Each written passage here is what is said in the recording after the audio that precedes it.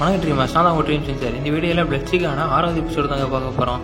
போன எபிசோடில் அந்த ப்ளூ கலர் மாஸ்டர் வந்து மண்ணை உடச்சிக்கிட்டு வெளியில் ஒரு அட்டாக் பண்ண வரும் நம்ம சாயாக்காவையும் அந்த நீனையும். அதே மாதிரி அதோட முடிச்சிருப்பாங்க. ஸோ அதோட கண்டினியூஷன் தான் பார்க்க போகிறோம். அந்த மாஸ்டர் அப்படியே மண்ணை உடச்சிக்கிட்டு வெளியில் வரும். அது பார்க்க எப்படி இருக்கும்னா, பாடியிலிருந்து அப்படியே வால் வரைக்கும் அதே ஒரு தேல் மாதிரி இருக்கும். பாடி மூஞ்சி எங்கே இருக்குன்னே தெரியாது. 2 கை மட்டும் பெருசாக ரொம்பவே பார்க்க கொடூரமாக இருக்கும். அதுக்கப்புறம் நீனே வந்து அந்த மாஸ்டரை பார்த்துட்டு என்ன இது வித்தியாசமாக இருக்குது, ரொம்பவே பார்க்க பயங்கரமாக இருக்குன்னு ரொம்ப பயந்துருவான்.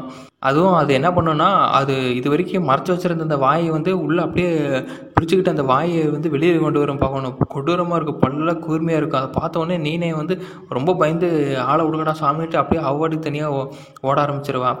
அதுக்கப்புறம் நம்ம சாயாக்கை வந்து வேணாம் ஓடாத அப்படின்னு சொல்லியும் கேட்காம அவட்டுக்கு தனியாக ஓட ஆரம்பிச்சிருவோம். அந்த மாஸ்டர் வந்து நீனையவே போய் துரத்தி பிடிச்சி கடிக்க பார்க்கும். எப்படி சாயாக்கை வந்து நடுவில் ஜம்ப் பண்ணி கேட்ச் பண்ணி நீனையை காப்பாற்றிடுவாங்க.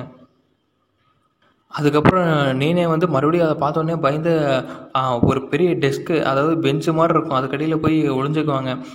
அதுக்கப்புறம் நம்ம சாயாக்கை வந்து தடுக்க பார்ப்பாங்க. முடிஞ்ச அளவுக்கு அந்த மாஸ்டர் வந்து அப்படியே பிடிச்சி தடுக்க பார்ப்பாங்க. அது என்ன பண்ணுன்னா, அதுக்கிட்ட இருக்கிற 2 டெயில் மாதிரி ஒரு கொம்பு இருக்கும். அதை வச்சு நம்ம அக்காவோட முதுகில் 2 பக்கத்தில் ஓட்டையை போட்டுரும். அவங்க அதை பார்த்துட்டு வலி தாங்க முடியாது. அதுக்கப்புறம் எப்படியோ அவங்க கையை வச்சு அந்த டெயிலை வந்து ஓட்டை போட்டதில்ல அந்த கொம்பை வந்து அப்படியே அவங்க முதலிருந்து எடுக்க பார்ப்பாங்க. எடுத்துகிட்டு அதுக்கப்புறம் நீனேவை கூட்டிகிட்டு அவங்க ஆலயத்துக்குள்ளே உள்ளே போவாங்க. வா இந்த வழி அப்படின்னு சொல்லிட்டு அவங்க கூட்டிகிட்டு போவாங்க. அங்கே கூட்டிகிட்டு போய் அந்த ஸ்வாட் எடுப்பாங்க. ஸ்வாட் எடுத்துகிட்டு என்னை மன்னிச்சிருங்க, நான் இந்த ஸ்வாடை கடன் வாங்கிக்கிறேன் அப்படின்னு சொல்லிட்டு அந்த ஸ்வாடை ஓப்பன் பண்ணுவாங்க. அந்த மான்ஸ்டர் வந்து வீட்டை உள்ளே பிடிச்சிக்கிட்டு வந்து நீனே வந்து தலையோடு பிடிச்சி அப்படியே எடுத்து சாப்பிட்ரும். அப்படியே தொங்கிட்டு இருக்கும். அந்த நீனே வந்து தொங்கிட்டு இருப்பான் அதோட வாயில். இதை பார்த்தோன்னே சாயாக்கு வந்து ரொம்ப பெரிய டென்ஷன் ஆகிரும். அதுக்கப்புறம் சரிங்கன் வந்து ஆக்டிவேட் ஆகி அடிக்க வருவாங்க. அந்த மான்ஸ்டரும் பதிலுக்கு அதோட கொம்பை வச்சு அடிக்க வரும். அதோட கொம்பு வந்து சாயாக்கோட கையில் அப்படியே ஏறிடும். அப்புறம் சாயாக்கை வந்து வால் வச்சுருப்பாங்களே, அதை வச்சு அட்டாக் பண்ண வந்தாங்களே, அதோட தலையிலேயே அடித்து அதுவும் ஏறிடும். இப்படின்னு வாழை வச்சு திருப்புவாங்க. அது நீனேவை விட்டோடனே அதுக்கப்புறம் வாயை வச்சு அட்டாக் பண்ண வரும். நம்ம சாயாக்காவை வச்சு வாழை வச்சு ஒரே ஏற்று தான் வாயிலேயே 2 அடி தான். அந்த மாஸ்டர் செத்து போய் ரத்தம் பீச்சிக்கிட்டு செத்து போயிடும். நீனேவை பார்த்தா நீனே வந்து தலையே இல்லாமல் அப்படியே கீழே செத்து கிடப்பான். இது பார்த்த உடனே சாயாக வந்து ரொம்ப தூக்கி வாரி போட்டுரும். அப்படியே கத்துவா பாருங்கள். இது வரைக்கும் அந்த ஸ்க்ரீமை வந்து கேட்க முடியாது, அந்தளவுக்கு அப்படி கத்துவா சாயாக்கா. அதுக்கப்புறம் சாயாவோட அப்பாவும் வந்துடுறாரு, டெலையோசி. அவர் வந்து பார்த்துட்டு அதுக்கப்புறம் நம்ம சாயாக்கா என்ன சொல்கிறாங்கன்னா, ஃபாதருக்கு வந்து பாருங்கள் நீனே செத்துட்டா அப்படின்ற மாதிரி சொல்லுவாங்க. அதுக்கு அவர் என்ன சொல்லுவார்னா, உனக்கு இன்னும் கொஞ்சம் ரெஸ்ட்டு தேவை அப்படின்னு சொல்லுவார். ஆனால் இருந்தாலும் அப்பா அப்படின்ற மாதிரி சாயா சொல்லுவார், உனக்கு ரெஸ்ட்டு தேவை அப்படின்னு சொல்லிட்டு சாயாவோட மூஞ்சியில் வந்து அவரோட கையை வச்சு அப்படியே ஏதோ பண்ணுவார். சாயாக்காவோ அப்படியே மயங்கி தூங்கிடுவாங்க. அதுக்கப்புறம் சாயாக்கா வந்து கண் முழிச்சு பார்த்தா அக்கா வந்து பெட்டில் இருந்து எந்திரிக்கிறாங்க. எந்திரிச்சு பார்க்குறாங்க. எந்திரிச்சு பார்த்ததுக்கப்புறம் அவங்க காலில் அடிபட்டுருக்குது. ஓ, அப்போ இது கனவு இல்லையே, இது உண்மையாலுமே நடந்ததா அப்படின்ற மாதிரி அப்போ தான் அவங்க யோசிக்கிறாங்க. திடீர்னு கதவை தட்டுறாங்க. யாருன்னு பார்த்தா ஃபுமிட்டோ தான். ஃபுமிட்டோ காஃபி கொண்டு வருவார். அவர் வந்து சொல்லுவார், இந்த மாதிரி உங்கள் அப்பா வந்து உனக்கு உடம்பு சரியில்லைன்னு சொன்னார் அப்படின்ற மாதிரி சொல்லுவார். அதுக்கு இல்லையே நான் நல்லா தான் இருக்கேன் அப்படின்ற மாதிரி சாயாக்கா சொல்லுவாங்க. இல்லை, உனக்கு ஃபீவர்னு சொன்னார், அது மட்டும் இல்லை இன்றைக்கி நீ லீவ் போட்டிருக்கிற அப்படின்னு சொன்னார். ஸோ இந்த காஃபி குடி அப்படின்ற மாதிரி கொடுப்பாரு. அதுக்கப்புறம் காஃபியை குடிச்சிட்டு அது மெதுவாக குடி, ரொம்ப சூடாக இருக்குது அப்படின்ற மாதிரி சொல்லி காஃபியும் அக்கா குடிச்சு வைப்பாங்க. உனக்கு எதாவது தைரியமாக என்கிட்ட சொல்லி, நீ எனக்கு ரொம்பவே ஸ்பெஷல், நீ எனக்கு ரொம்பவே இம்பார்ட்டன்டானவ அப்படின்ற மாதிரி நம்ம ஃபுமிட்டோ சொல்லுவார். அதுக்கப்புறம் கண்டிப்பாக நீ கெஃபேக்கு வர முடியாது, ஸோ நானே போய் லஞ்சு சூடு பண்ணி எடுத்துகிட்டு வரேன், அது வரைக்கும் நீ ரெஸ்ட் எடு அப்படின்னு சொல்லிட்டு அவர் கிளம்பிடுவார். அதுக்கப்புறம் நம்ம அக்காவும் சரின்ட்டு சொல்லி ரெஸ்ட் எடுக்கலான்ட்டு கண்ணாடியில் கழட்டி வச்சுட்டு படுக்கிறாங்க. ஆனால் அவங்களால எதுவுமே திங்க் பண்ண முடியாது. அவங்களுக்கு தலை ரொம்பவே வலிக்கும், எதுவுமே யோசிக்க முடியல அப்படின்னு சொல்லிட்டு குழம்பிகிட்டே படுத்துருவாங்க. நான் இன்னும் திங்க் பண்ணணும் அப்படின்ற மாதிரியே சொல்லிட்டு படுத்துருவாங்க. அதுக்கப்புறம் திடீர்னு சரி முடிஞ்சா ட்ரை பண்ணு, நம்ம 2 பேர் தான் இருக்கிறோம் அப்படின்ற மாதிரி ஒரு வாய்ஸ் கேட்கும். அதுக்கப்புறம் அக்கா திடீர்னு எந்திரிச்சிருவாங்க. எந்திரிச்சு பார்த்துட்டு அந்த பிளேஸ் எனக்கு ரொம்பவுமே பழக்கப்பட்ட மாதிரி இருந்தது அப்படின்னு சொல்லிட்டு நான் நினைப்பாங்க. ஒரு வேளை கனவு அப்படின்ற மாதிரி நினச்சிட்டு படுத்துருவாங்க. அதுக்கப்புறம் விடிஞ்சிடும். நம்ம சாயாக்கா வந்து காலையிலே ஸ்கூலுக்கு கிளம்பி புறப்பட்டாங்க ரெடியாக. அவங்க அப்பா கிட்ட போயிட்டு வரேன்னு சொல்கிறாங்க. நீ உனக்கு வேணால் டயர்டாக இருக்குதுன்னா இன்றைக்கே லீவ் போட்டுக்க அப்படின்ற மாதிரி சொல்கிறாங்க. இல்லை பரவாயில்ல, எனக்கு ஒன்றும் பிரச்சனை இல்லை அப்படின்ற மாதிரி சொல்கிறாங்க. அதுக்கப்புறம் நம்ம சாயாவோட அப்பா என்ன பண்ணுறாருன்னா அந்த ஸ்வாடை கொடுக்குறாரு. இந்த இது நீ கொண்டு போ அப்படின்ற மாதிரி சொல்கிறாரு. சாயா என்ன சொல்கிறாங்கன்னா, இன்றைக்கி 8 ட்ரைகிராம்ஸில் ஏதோ ஒரு 7 கிராம் வருமா என்ன அப்படின்னு ஏதோ சொல்லியிருக்கிறா அப்படிங்கிற மாதிரி கேட்குறாங்க. அதுக்கு ஜஸ்ட்டு எடுத்துகிட்டு போ அப்படின்ற மாதிரி மட்டும் சொல்கிறாரு. சரி அப்படின்னா நீங்கள் ஃபுமிட்டா கிட்ட சொல்லிடுங்க, நான் இன்றைக்கி கேஃபேல வந்து பிரேக்ஃபாஸ்ட் சாப்பிட போகிறதில்ல அப்படின்ற மாதிரி. சரின்ட்டு அவரும் சொல்கிறாரு. அதுக்கப்புறம் நம்ம அக்கா வந்து ஸ்கூலுக்கு கிளம்பி போயிட்டுருப்பாங்க. கிளாஸ் ரூம் டோர் ஓப்பன் பண்ணும்போது அந்த நேரம் பார்த்து டோகிசானி வரும். அவன் வந்து என்னாச்சு நேற்று ஏன் வரல அப்படின்ற மாதிரி கேட்பான். உனக்கு ஏதாவது பிரச்சனையா, எதாக இருந்தாலும் என்கிட்ட சொல்லு அப்படின்ற மாதிரி கேட்பான். திடீர்னு டோமோபுசா என்ன பண்ணுவான்னா, கதவை நீக்கி டீச்சர் வர நேரமாச்சு, டக்குன்னு உள்ளே வாங்க அப்படின்ற மாதிரி 2 பேர் திட்டி சொல்லுவான். 2 பேரும் உள்ளே வருவாங்க. அதுக்கப்புறம் யோகா அமீனா இருக்கிறாங்களா, அவங்க என்ன சொல்லுவாங்கன்னா, நேற்று நீயும் லீவ் போட்டு அப்படின்ற மாதிரி சொல்லுவாங்க சாயா கிட்ட. ஏன்னா நீனேவும் 2 நாளாக அவளை ஆளவே காணா, அவள் கடைசியாக போனவ தான். அதுக்கப்புறம் 2 நாளாக அவளை வீட்டுக்கே போகல அப்படின்ற மாதிரி சொல்கிறாங்க. அதுக்கப்புறம் நோனா வந்து அவளை தேட போனா, அவளும் ஆளை காணா அப்படின்ற மாதிரி அமீனோ வந்து நம்ம சாயா கிட்ட சொல்லுவாங்க. அதுக்கப்புறம் டீச்சரும் உள்ளே வந்துடுவாங்க. டீச்சரை வந்துட்டு எல்லோரும் போய் உட்காருங்க அப்படின்ற மாதிரி சொல்லுவாங்க. அதுக்கப்புறம் சாயாவோட ஃப்ரெண்ட்ஸ் எல்லோரும் போய் உட்காருவாங்க. அதுக்கப்புறம் டீச்சர் என்ன சொல்லுவாங்கன்னா, நீனே வந்து இன்னமும் வீடு திரும்பல, அவள் கடைசி ஸ்கூலை விட்டு போனவ தான், வீட்டுக்கும் போகல. போலீஸு அதுக்கப்புறம் அவங்க அம்மா எல்லாமே இன்னும் வீட்டுக்கு வரலேன்னு தான் சொல்கிறாங்க. அவள் எங்கேயும் காணாமல் போயிட்டா அப்படின்ற மாதிரி சொல்கிறாங்க டீச்சரு. அதுக்கப்புறம் நோனோவும் தேட போனால் அவளையும் காணா அப்படின்ற மாதிரி சொல்கிறாங்க. அதுக்கப்புறம் யூகோ அமீனோ வந்து நம்ம சாயா கிட்ட என்ன சொல்கிறாங்கன்னா, இது எப்போல்லாம் குமுவோட நம்ம கேஃபேக்கு போனோம்ல, அப்போ போலீஸ் வந்து சொன்னார்ல, இதெல்லாம் அப்போருந்து நடக்க ஆரம்பிச்சது. இப்போது நம்ம டவுனில் எல்லா ஒரு மக்களும் காணாமல் போயிடுறாங்க அப்படின்ற மாதிரி சொல்கிறாங்க. அதுக்கப்புறம் நம்ம சாயாக்கை வந்து யோசிச்சு பார்க்கும்போது அவங்களுக்கு தலைவலி ரொம்ப அதிகமாகிடுது. அப்புறம் கத்துறாங்க. அதுக்கப்புறம் டீச்சர் எல்லாம் வந்து பார்த்துட்டு, நீ நேற்றே உனக்கு உடம்பு சரியில்லைன்னு தான் லீவ் போட்டேன், இன்றைக்கி நீ கண்டிப்பாக வந்துடக்கூடாது அப்படின்ற மாதிரி சொல்கிறாங்க. அதுக்கப்புறம் டீச்சர் என்ன சொல்கிறாங்கன்னா, போலீஸ் எங்ககிட்ட இன்றைக்கி ஸ்கூலை வந்து ஓப்பன் பண்ணிடக்கூடாது, க்ளோஸ் பண்ண சொல்லிட்டாங்க. எதனாலனா இந்த மாதிரி பீப்புளெலாம் காண போகிறாங்களா, அதனால் க்ளோஸ் பண்ணிட சொல்லிட்டாங்க இன்றைக்கி. நாளைக்கு ஓப்பன் பண்ணுறதா இல்லையா வேணாமான்னு நாளைக்கு ஃபோன் பண்ணி எதாக இருந்தாலும் சொல்கிறேன். அதனால் நீங்கள் பார்த்து பத்திரமா வீட்டுக்கு போங்க, எங்கேயும் நிற்க வேண்டாம், பத்திரமா வீட்டுக்கு போங்க அப்படின்ற மாதிரி டீச்சர் எல்லாத்தையும் வெளியில் போக சொல்லிடுறாங்க. அதேமாதிரி சாயாக்காவும் ஸ்கூலை விட்டு கிளம்பி வந்துடுவாங்க. நம்ம சாயாக்கா வந்து நடந்து போயிட்டு இருப்பாங்க. இந்த மாதிரி நான் ப்ராமிஸ் பண்ணியிருக்கிறேன், எல்லாத்தையும் காப்பாற்றணும் அப்படின்னு பேசிகிட்டே போயிட்டுருப்பாங்க. திடீர்னு ஒரு வாய்ஸ் கேட்குது, யார்கிட்ட ப்ராமிஸ் பண்ண அப்படின்ற மாதிரி.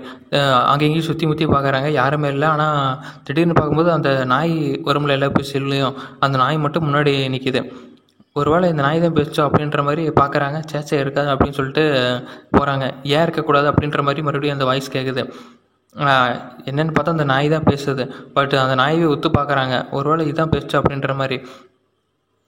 அப்புறம் பின்னாடி பார்த்தா அந்த நேனோவோட சிஸ்டர் நோனோ வராங்க. வந்துட்டு சாயா கிட்ட கேட்குறாங்க, ஓ நோனோ அப்படின்ற மாதிரி சொல்லிடுறாங்க கரெக்டாக அவங்க பேரை. என்ன எப்படி உனக்கு தெரியும், எப்படி யாராலையுமே கண்டுபிடிக்க முடியாது எங்கள் 2 பேர்த்தையும், பட் நீ மட்டும் எப்படி என் பேரை கரெக்டாக கண்டுபிடிக்கிற அப்படின்ற மாதிரி அவங்க கேட்பாங்க. ஏன்னா இப்போ வந்து நான் வந்து என் ஹேர் ஸ்டைலை மாற்றிட்டு வந்தாலே கண்டிப்பாக எங்களுக்குள்ளே இருக்கிற டிஃப்ரென்ஸ் யாராலையுமே கண்டுபிடிக்க முடியாது. நீ எப்படி கண்டுபிடிக்கிற? அன்றைக்கி வந்து என் சிஸ்டர் வந்து உங்கள் வீட்டுக்கு தான் போகிறான்னு சொல்லியிருந்தா. ஏன்னா அன்றைக்கி பேய் கதை சொல்லி நீ வந்து பயந்து மயங்கி போயிட்டியா, ஸோ அதனால் உன்கிட்ட மன்னிப்பு கேட்கணும் அப்படின்னு சொல்லி உன்னை பற்றி கவலைப்பட்டுட்டு தான் உன் வீட்டுக்காக போயிருந்தா. உங்கள் வீட்டுக்கு வந்ததுக்கப்புறம் தான் அவள் திரும்பி வரல, சொல்லு நேனேக்கு என்னாச்சு அப்படின்ற மாதிரி நோனோ கேட்பா சாயா கிட்ட. நேனேவோட நிழல்லேருந்து அப்படியே அந்த நிழல் வந்து அப்படியே ரொம்ப லாங்காக போய்கிட்டே இருக்கும், பெருசாக வளர்ந்துக்கிட்டு போய்கிட்டே இருக்கும். என்னடான்னு பார்த்தா அங்கேருந்து ஒரு ஜாக்கி சேனில் வர மாதிரி ஷேடோ மான்ஸ்டர் இருக்கும்ல, அந்த மாதிரி இங்கே ஒரு ஷேடோகான் முளைச்சி வெளியில் வரான். அந்த பெருசான ஷேடோ என்ன பண்ணுன்னா, வெளியில் வந்து சாயாக்காவை வந்து அப்படியே கழுத்து கை எல்லாத்தையுமே பிடிச்சி நெருக்க பார்க்கும். அதுக்கப்புறம் நோனையும் சும்மா இருக்காமல் எங்கே என் நேனே போனான்னு அப்படின்ட்டு கேட்டுக்கிட்டே இருப்பான். அதுக்கப்புறம் எப்படி சாயாக்காவும் அதிலிருந்து எப்படி தப்பிச்சிடுறாங்க. தப்பிச்சதுக்கப்புறம் நேனே வந்து எந்திரிச்சு நிற்கிறான். அதே மாதிரி அந்த ஷேடோவும் எந்திரிச்சு நிற்கிது. அங்கேருந்து சூப்பர் மார்க்கெட்டில் பக்கத்தில் சூப்பர் மார்க்கெட் போல் அங்கே இருக்கிறவங்களாம் ஏதோ சத்தம் கேட்டு வெளியில் வந்து பார்க்குறாங்க. அந்த ஷேடோகான் என்ன பண்ணுதுன்னா, முள்ளாக வெளியில் வந்து கொடூரமாக அப்படியே எல்லாத்தையும் சாவடிக்குது. பார்க்கவே ரொம்ப கொடூரமாக இருக்குது, அந்தளவுக்கு சாவடிக்குது.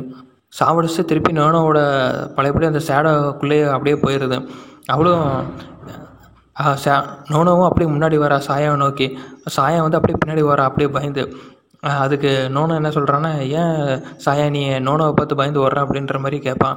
அதுக்கப்புறம் அந்த சேடா வந்து மறுபடியும் வெளியில் வந்து முள்ளு மாதிரி அப்படியே வெளியில் வந்து சாயாவை அட்டாக் பண்ண வருது. சாயாவை அப்படியே டாஜ் பண்ணி தப்பிச்சு போயிடுறாங்க. அதுக்கப்புறம் அங்கே இருக்கிற மனுஷங்களெல்லாம் பிடிச்சி எப்படி கொல்லக்கூடாதோ அப்படியெல்லாம் கொன்று அப்படியே சேடாகான எந்திரிச்சு அப்படியே நடந்து வருது. அதுக்கப்புறம் நம்ம அக்காவும் ஸ்வாட் எடுத்து அதுக்கப்புறம் சரிங்கனை ஆக்டிவேட் பண்ணுவாங்க. சரிங்கனை ஆக்டிவேட் பண்ணதுக்கப்புறம் வாள் எடுத்து வெட்டலான்னு போகும்போது அது இந்த ஷேடோகன் என்ன பண்ணுவோன்னா நோனோவை வச்சு அட்டாக் பண்ண வரும்போது நோனோவை முன்னாடி காமிச்சிடும். அதுக்கப்புறம் சாயாக்கா கட் பண்ணுறதுக்கு தயங்கிடுவாங்க. ஸோ அதை சாக்கா வச்சு சாயாக்காவை அடித்து போட்டுரும். அதுக்கப்புறம் அந்த ஷேடோ என்ன பண்ணுன்னா அது நோனோவை வந்து தனக்குள்ளே இழுத்துக்க பார்க்கும். அப்படியே கொஞ்சம் கொஞ்சமாக தனக்குள்ளே இழுத்துக்க பார்க்கும். அதுக்கப்புறம் அதுக்கிட்ட இருக்கிற நிறைய டென்டாகிள்ஸை வச்சு அடிக்க வருமா நம்ம சாயாக்காவை. அவங்களும் முடிஞ்ச அளவுக்கு டாச் பண்ணுவாங்க. அதுக்கப்புறம் அந்த ஷேடோவை வந்து என்ன பண்ணுன்னா சாயாக்கோட கை கால் கழுத்து எல்லாத்தையும் பிடிச்சி அப்படியே கட்டி போட்டுரும். எப்படியும் சாயாக்கா வந்து ஸ்வாடை வச்சு எல்லாத்தையும் வெட்டிட்டு அந்த ஷேடோவை வந்து குத்தலான்னு வர போகும்போது அந்த ஷேடோவோட கை அப்படியே முள்ளாக வந்து சாயாக்காவையும் கடைசியில் பிடிச்சிரும். எப்படியோ இருக்கிற அப்படியே ரெண்டு பக்கம் ஓட்டை போட்டுரும். சாயாவோட அக்காவோட முதுகில் 2 பக்கம் ஓட்டை போட்டு கையிலேயே ஓட்டை போட்டு நல்லா பிடிச்சி ஹோல்ட் பண்ணி அப்படியே அதோட நிழல் உலகத்துக்கு கூட்டிகிட்டு போகும். ஜாக்கி சான் நிழல் உலகத்துக்கு கூட்டிகிட்டு போவாங்களா, அதே மாதிரி இதுவும் அதுக்குள்ளே தனக்குள்ளே இழுத்து அப்படியே கூட்டிகிட்டு போகும். கடைசியில் சாயாக்கோட அந்த கையும் அந்த ஸ்வாடு மட்டும்தான் வெளியில் தெரியும். அப்புறம் உள்ளே போனதுக்கப்புறம் மறுபடியும் கோபமாயிருவாங்க. மறுபடியும் அந்த சரிங்க அந்த கண்ணை வந்து ஆக்டிவேட் ஆகி உள்ளேயே நோனோவையும் சரி அந்த ஸ்பைடர் வெப்பாட்ட நோனோவை பிடிச்சிருக்கும். அதை அப்படியே வெட் பண்ணிடுவாங்க ஸ்வாடை வச்சு. உள்ளே இருந்துக்கிட்டே அந்த ஷேடோவை வந்து அழிச்சிருவாங்க. திடீர்னு வெளியில் வந்து நிற்பாங்க. அந்த ரத்தம் அந்த இடம் ஃபுல்லாக அந்த ஷேடோவே ரத்த வெள்ளத்தால் அப்படியே எப்படி சொல்கிறது பீச்சிக்கிட்டு செத்து போயிடும் அங்கேயே. அதே மாதிரி நோனோவும் அங்கேயே துண்டு துண்டாக செத்து கிடப்பான். அதை பார்த்துட்டு சாயாக்கா வந்து ரொம்பவே ஃபீல் பண்ணுவாங்க மண்டி போட்டுட்டு. அதுக்கப்புறம் அந்த டாக் இருக்குதுல்ல, அந்த டாக் வந்து எந்திரி சாயா அப்படின்ற மாதிரி சொல்லி அந்த எபிசோடை முடிச்சு வச்சுருப்பாங்க. இப்போ நம்ம பார்த்த எபிசோட்லேயே இந்த 6வது எபிசோடு தாங்க ரொம்பவே கொடூரமாக இருக்குது. அந்த 2 சிஸ்டருமே ரொம்ப கொடூரமான முறையில் செத்து போயிட்டாங்க. ஐயோ, இந்த 5 எபிசோட ட்ராவல் பண்ணாங்களே ரொம்ப ஃப்ரெண்ட்லியாக ரொம்ப ஃபன்னியாக இருப்பாங்க. ஆனால் இப்போது என்னன்னா அவங்க ரொம்பவே கொடூரமான முறையில் சாவடிச்சிருப்பாங்க. அதே மாதிரி இந்த எபிசோடில் 2 மாஸ்டரை காமிச்சிருப்பாங்க. 2 மாஸ்டருமே ரொம்பவே ப்ரூட்டலாக இருக்குது. 2 மாஸ்டருமே ஆளுக்கு ஒரு சிஸ்டரை எப்படிலாம் கொல்லக்கூடாதோ அப்படிலாம் கொண்டிருக்கும். உண்மையிலேயே இந்த நோனோவும் நீனையுமே இறந்துட்டாங்களா இல்லை திரும்பி வருவாங்களா அப்படின்றது அடுத்த எபிசோடில் பார்க்கலாங்க. எனக்கு என்னமோ திரும்பி வரமாட்டாங்க தான் தோணுது. எபிசோடு போக போக ஃபைட்டிங் சீக்வன்ஸு பிளட்டு இதெல்லாம் ரொம்பவே தெறிக்க ஆரம்பிக்குதுங்க. அதே மாதிரி ஒரு எபிசோட்லேயே ஒரு விஷயத்தை ரிவீல் பண்ணிட்டு வராங்க. இது வரைக்கும் நைட்டில் சண்டை போட்டுட்டு இருந்த மான்ஸ்டர்ஸ் எல்லாம் இப்போ பகலில் ரொம்ப டார்க்காக சண்டை போட்டுட்டு இருக்குது. நம்ம அக்காவும் சளைச்சவங்க இல்லை, ஃபைட்டில் அப்படியே தரமாக சண்டை போட்டுட்டு இருக்கிறாங்க. ஓகே ட்ரீமர்ஸ், அடுத்த எபிசோடில் பார்க்கலாம். அடுத்த எபிசோடு எப்படி இருக்குதுன்னு.